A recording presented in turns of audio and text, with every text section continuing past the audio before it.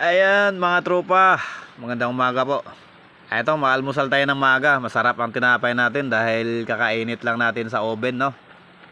Sarap to. So galing tayo sa duty dahil panggabi yung duty natin ngayon. So sa araw medyo bakante tayo. So maganda yung kuan. Mag-almusal tayo ng umaga kasi may pupuntahan tayong bayanihan. Sasama tayo sa bayanihan ngayon sa ating lugar, no? Ayan, ito yung bayanihan namin, tulong-tulong. Nagsisiminto kami sa aming area sa lugar. Kasama yung mga masisipag natin na samahan.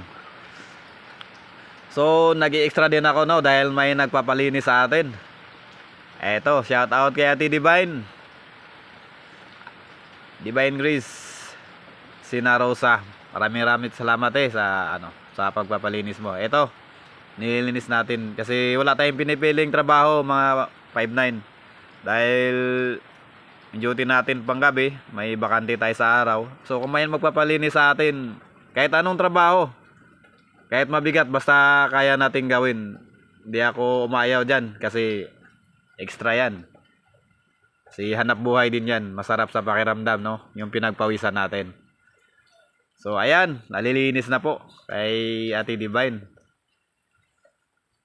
So eto, dahil papasok na sana ako sa trabaho sa gabi, imbis na paalis na ako, etong dalawang makulit nating nagre-request pa bago ako alis pa duty, no?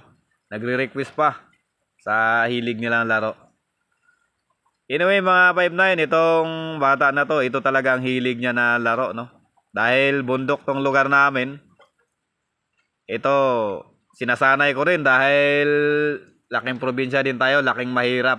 So gusto ko ring may apply sa kanila yung hindi yung tulad sana mga bata na nasa syudad na puro gadget, no? Na bubuhay ngayon sa puro gadget. Ito yung mga bata ko, mga anak ko ngayon, puro lalaki. Tapos maganda kasi pasalamat ako sa Panginoon dahil ang hilig nila ganito na laro. Hindi basta-bastang laro to, mga 5-9. So may kunting alam naman tayo kahit hindi tayo magaling sa boxing. May kunting alam tayong kunti. So may apply natin sa kanila, no? Mai-train natin habang bata pa. Para sa paglaki, malayo sa bisyo. Sa masamang bisyo, ito lang yung bisyo nila. Ito yung purpose ko. Maraming salamat.